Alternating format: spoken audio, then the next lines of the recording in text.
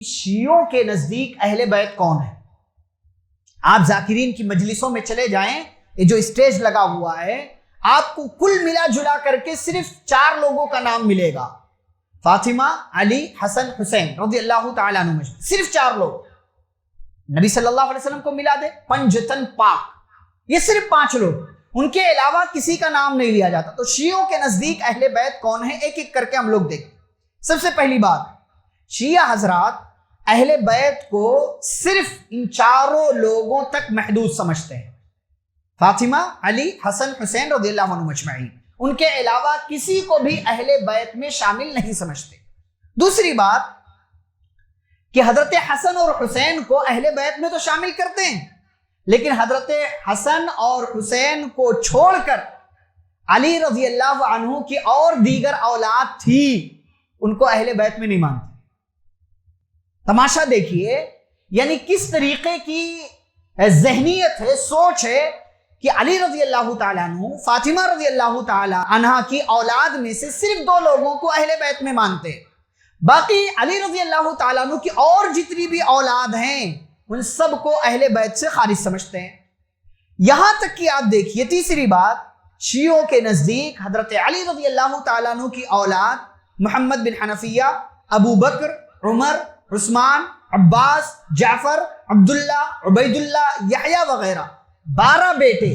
اور 18 یا 19 بیٹیاں حضرت علی رضی اللہ تعالیٰ عنہ۔ حسن حسین کو چھوڑ کر کے 12 بیٹے،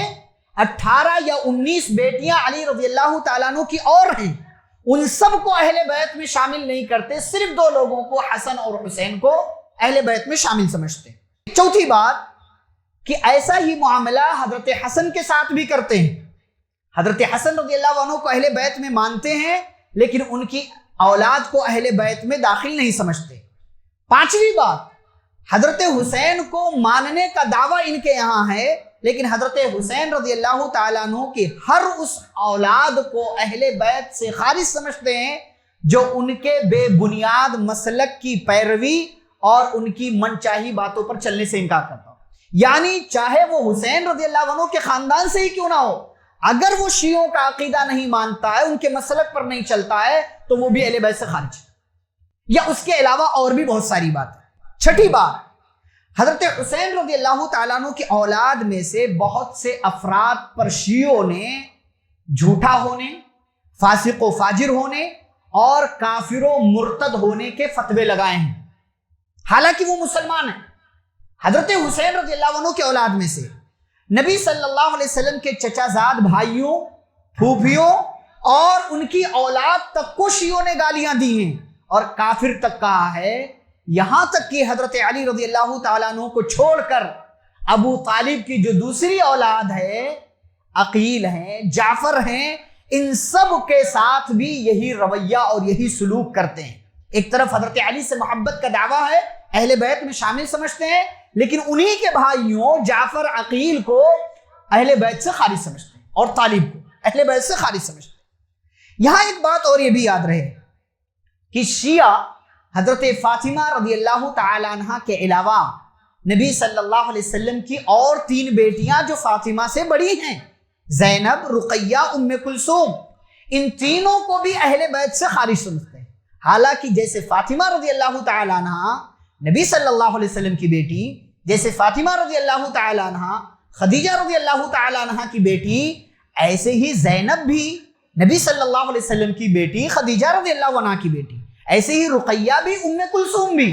یہ طرفہ تماشا دیکھیے کہ فاطمہ رضی اللہ عنہ کو اہل بیت میں شامل مانا جاتا ہے اور زینب، رقیہ، ام کلثوم رضی اللہ عنہن کو اہل بیت سے یہ لوگ خارج کر دیتے ہیں۔ 8ویں بات کہ حضرت فاطمہ رضی اللہ تعالی عنہ کو تو اہل بیت میں داخل کر رہے ہیں لیکن ان کی ماں کو اہل بیت میں داخل نہیں سمجھا جاتا، یعنی خدیجہ رضی اللہ تعالی عنہ کو، یعنی بیٹی تو ہے لیکن ماں کو غائب کر دیا گیا۔ یہ ساری چیزیں ہیں اہل بیت سے متعلق شیعوں کے ہاں کل ملا جلا کر کے صرف 4 لوگ اہل بیت میں وہ شامل سمجھتے ہیں۔ بہت واضح الفاظ میں اگر کہا جائے شیعوں کے نزدیک اہل بیت کون ہیں تو فاطمہ رضی اللہ تعالی عنہ کی آدھی شخصیت، علی رضی اللہ عنہ کی آدھی شخصیت، حضرت حسن کی آدھی شخصیت اور حضرت حسین رضی اللہ تعالی عنہ سے لے کر کے حسن عسکری تک جو ان کے 9 امام ہیں، اور 10ویں خیالی اور موہوم امام جو ہیں محمد بن عسکری، جو نہ پیدا ہوئے ہیں نہ ان کے پیدا ہونے کے حوالے سے کوئی بات ہے، بس انہی تک ان کی ساری کائنات، ساری چیزیں محدود ہیں۔ یہ ہے شیعوں کے نزدیک اہل بیت کا تصور۔ ایک طرف ہم نے اہل سنت والجماعت کا بیان کیا، اور دوسری طرف جو ہے شیعوں کا تذکرہ ہم نے کیا کہ ان کے نزدیک اہل بیت کون ہے۔ یہاں تک کہ آپ دیکھیے شیعہ حضرات نے پیارے نبی صلی اللہ علیہ وسلم کی بیویوں کے تعلق سے یہاں تک لکھا ہے، جیسا کہ ان کے ایک بڑے شیعہ عالم ہیں ملا باقر مجلسی، اپنی کتاب احیاء القلوب کے اندر لکھتے ہیں، جلد نمبر 2 صفحہ نمبر 745 پر کہانی لکھی انہوں نے کہ نبی صلی اللہ علیہ وسلم نے حضرت حفصہ رضی اللہ تعالی عنہا کو رازداری کے ساتھ یہ بتلایا تھا، نعوذ باللہ۔ آپ کہانی سنیے شیعوں کے یہاں، کہتے ہیں کہ نبی صلی اللہ علیہ وسلم نے حضرت حفصہ کو رازداری کے ساتھ یہ بتلایا تھا کہ اللہ نے وحی کے ذریعے مجھے یہ بات بتائی ہے کہ میرے بعد ابو بکر ظالمانہ طور پر خلیفہ بن جائیں گے، نعوذ باللہ۔